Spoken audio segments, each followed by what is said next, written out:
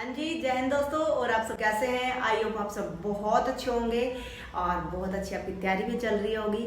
तो फिलहाल आपके लिए कंटिन्यू गुड न्यूज़ आ रही है। कभी तो किस स्टेट में भर्तियां निकल रही हैं, कभी किस स्टेट में निकल रही हैं। तो फिलहाल आप आज बात करेंगे वो करेंगे राजस्थान पुलिस के लिए।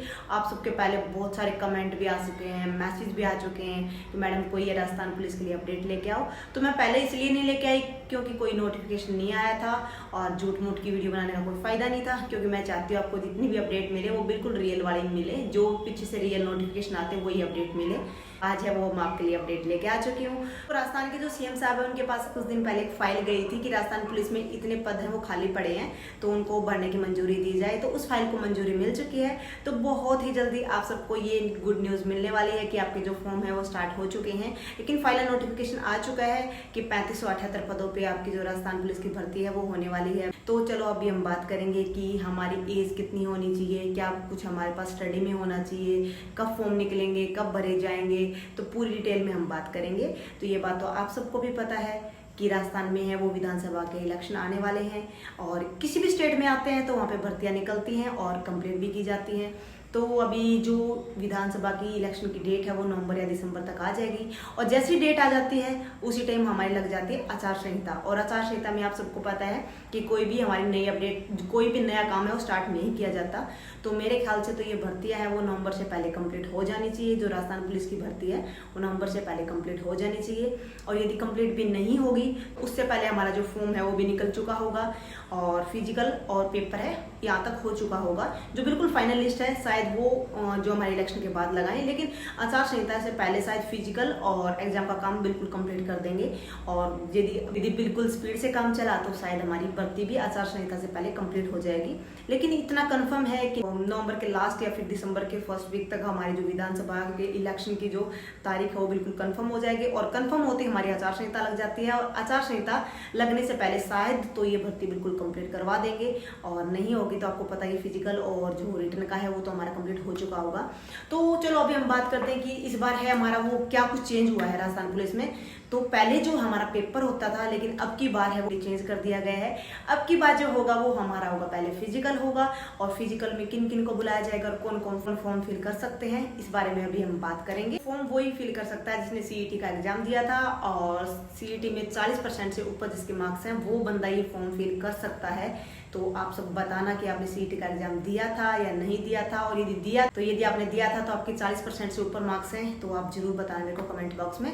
तो आप फॉर्म फिल आराम से कर सकते हैं, कोई दिक्कत नहीं है। एक तरफ तो इन्होंने बोल रखा है कि जिसका सीईटी एग्जाम क्लियर है, जिसके 40% से एक्स्ट्रा मार्क्स हैं तो वो बंदा ये फॉर्म फिल कर सकता है। और दूसरी साइड इन्होंने एक बात और बोल रखी है कि हम जो फिजिकल के लिए बुलाएंगे वो जो 15 गुना बच्चे हैं उन्हीं को बुलाएंगे, यानी कि 53,000 बच्चों को बुलाएंगे। स्पेशल मेंशन कर रखा है इन्होंने नोटिफिकेशन में कि हम 53,000 बच्चों को फिजिकल के लिए बुलाएंगे। तो अभी आप बोलोगे कि मैडम कि जो 40% हैं, 40% से एक्स्ट्रा मार्क्स वाले तो लाखों बच्चे मिलेंगे, लेकिन ये तो 53,000 बच्चे बुला रहे हैं। हाँ बिल्कुल सच है ये बात कि ओनली 53,000 बच्चे बुलाएंगे। जो बिल्कुल टॉप पे मिलेंगे ना उन्हीं बच्चों को ये बुलाएंगे फिजिकल के लिए।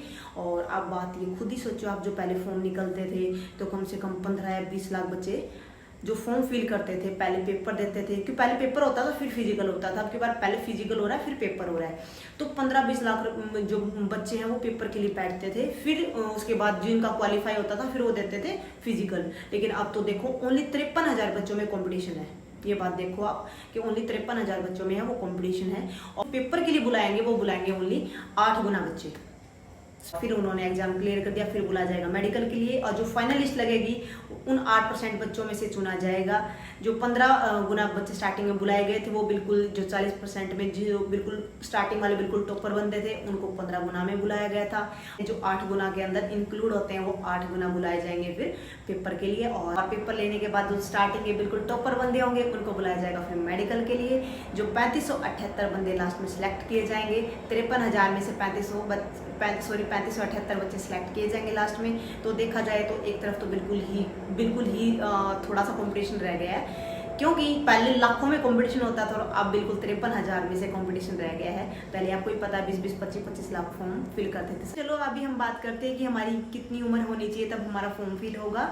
तो जो हमारी सबसे कम है वो 18 साल हो, तो आपको पता ही है 18 साल होनी चाहिए। तो जो जनरल के वो 18 से 24 रहती है, लेकिन अब के बाद कुछ % की छूट दी गई है, तो मैं स्क्रीन पे लगा दूंगी, बाकी आप देख लेना। साथ साथ मैं बता भी देती हूँ, जो ओबीसी को मिलेगी वो मिलेगी 3 साल की छूट, और जो SC ST को है, जो नॉर्मल SC ST में आते हैं उनको मिलेगी 5 साल की छूट, जो PWD जनरल में आते हैं उनको मिलेगी 10 साल की छूट, और जो PWD OBC में आते हैं उनको 13 साल की, और जो PWD SC ST में आते हैं उनको मिलेगी 15 साल की छूट। बाकी आप देख लेना, मैंने सारा स्क्रीन पे लगा दिया है, जो ऊपर से नोटिफिकेशन आया वही मैंने आपको बताया है। तो अभी हम बात करते हैं कि हमारे पास स्टडी में क्या कुछ होना चाहिए, क्या कुछ मांग रखा है। तो आपको पता है ये CET एग्जाम के ऊपर बेस है सारा का सारा। जो CET में मांग रखा था ओनली 12th मांग रखी थी, तो सेम टू सेम वही है। तो ये 12th बेस के ऊपर ये एग्जाम होगा हमारा। अभी हम बात करेंगे हाइट की कि कितनी बॉयज की मांग रखी है, कितनी गर्ल्स की मांग रखी है। जो बॉयज की मांग रखी है वो मांग रखी है ओनली 168 सेंटीमीटर, और जो गर्ल्स की मांग रखी है वो मांग रखी है ओनली 152 सेंटीमीटर।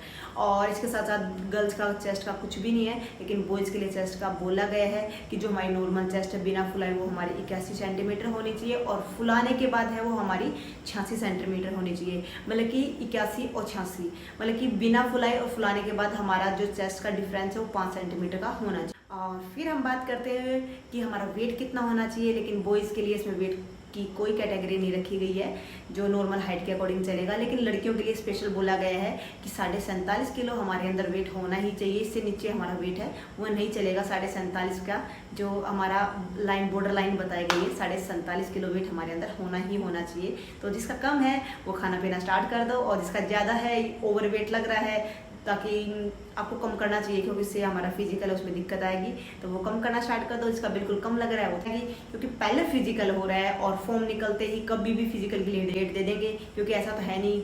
पहले होता था हमारा वो एग्जाम होता था, उसके लिए पहले कम से कम 20-25 दिन पहले नोटिफिकेशन आता था कि भाई हाँ उस तारीख को हमारा है वो पेपर होना है। लेकिन फिजिकल के लिए कोई नोटिफिकेशन जल्दी ही डाल देंगे, मेरे ख्याल से 10-15 दिन का ही टाइम मुश्किल से मिलेगा आपको, क्योंकि नवंबर में हमारा वो आचार संहिता लगने वाली है, तो उससे पहले इनको सारा प्रोसेस कंप्लीट करना ही है, तो शायद 10-15 दिन का टाइम मुश्किल से मिले। तो जिसका ओवरवेट है वो अपना कम खाना स्टार्ट कर दो, और जिसका कम है वो थोड़ा ज़्यादा खाना स्टार्ट कर दो, क्योंकि 47.5 किलो वेट है वो आपका मांगा गया है, बॉर्डर लाइन के लिए बोला गया है आपको। 47.5 किलो वेट तो लास्ट में होना ही चाहिए आपका। वीडियो में अपना इतना ही रहेगा, क्योंकि जो कोई और नोटिफिकेशन आएगा तो मैं और वीडियो डाल दूंगी, लेकिन अभी जो नोटिफिकेशन आया था उसके अकॉर्डिंग मैंने है वो वीडियो डाल। तो जैसे जैसे नोटिफिकेशन आता जाएगा वैसे वैसे मैं आपको अपडेट करती रहूँगी। तो अभी तो यही है कि हमारा जो है पहले जो एक पेपर है वो हो चुका CET वाला, तो उसके बाद हमें जो 15 गुना बच्चे हैं उसको लगभग 53,000 बच्चों को बुलाया जाएगा फिजिकल के लिए, और फिजिकल के क्लियर होने के बाद फिर वो बुलाएंगे 8 गुना बच्चों को पेपर के लिए, और फिर बुलाएंगे मेडिकल के लिए, और फिर बुलाएंगे डॉक्यूमेंट वेरिफिकेशन के लिए, और फिर जो फाइनल लिस्ट लग जाएगी हमारी वो होगा हमारा ज्वाइनिंग लेटर। तो अभी तक तो यही अपडेट है, और बाकी जैसे भी आती रहेंगी मैं आप सबको अपडेट करती रहूँगी। तो आप सब अपनी तैयारी में लग जाइए, क्योंकि बहुत ही कम टाइम है। आचार संहिता से पहले भर्ती कंप्लीट करने की बिल्कुल कोशिश करेंगे। तो फिजिकल के तुरंत बाद, क्या पता बहुत ही कम टाइम मिले आपको, उसके बाद तुरंत बाद ये एग्जाम ले, तो उससे पहले आप एग्जाम की तैयारी करना स्टार्ट कर दो। फिजिकल की तैयारी तो आप फॉर्म निकलने के बाद भी स्टार्ट कर सकते हैं, क्योंकि नॉर्मल सा फिजिकल है, ज़्यादा कोई भड़क वाली टेंशन वाली कोई बात ही नहीं है। नॉर्मल सा फिजिकल है, आप आराम से क्लियर कर देंगे। और जो पेपर की आप तैयारी करना बिल्कुल स्टार्ट कर दीजिए अभी से, क्योंकि आपके पास काफ़ी टाइम नहीं है, और इस साल में आपको ज्वाइनिंग लेटर है वो मिल जाएगा राजस्थान पुलिस वालों को, और जो राजस्थान पुलिस का फॉर्म फिल करेंगे उनको। तो गुड लक, और जय हिंद, जय भारत। और यदि आपको और भी कोई अपडेट चाहिए तो प्लीज़ आप कमेंट बॉक्स में कमेंट डाल सकते हैं, या फिर इंस्टाग्राम पे मेरे पास मैसेज छोड़ सकते हैं। तो मैं आपको सारी अपडेट देने की कोशिश करूँगी, जितनी मेरे पास होगी मैं उतनी आपको ज़रूर प्रोवाइड करूँगी। तो कमेंट बॉक्स में ज़रूर बताइएगा कि किस किस ने CET का एग्जाम दिया था, किस किस का क्लियर हुआ है, और कौन कौन 15% में आ रहा है, और कौन कौन 40% में आ रहा है, कौन कौन बच्चा, मतलब कि मेरा मतलब कि कौन कौन फॉर्म फिल करने की कैटेगरी में है, और कौन कौन फिजिकल की कैटेगरी में। तो ज़रूर बताना मेरे को कमेंट बॉक्स में, और बाकी आपको कुछ भी पूछना हो तो प्लीज़ आप कमेंट बॉक्स में पूछ सकते हैं। तो गुड लक।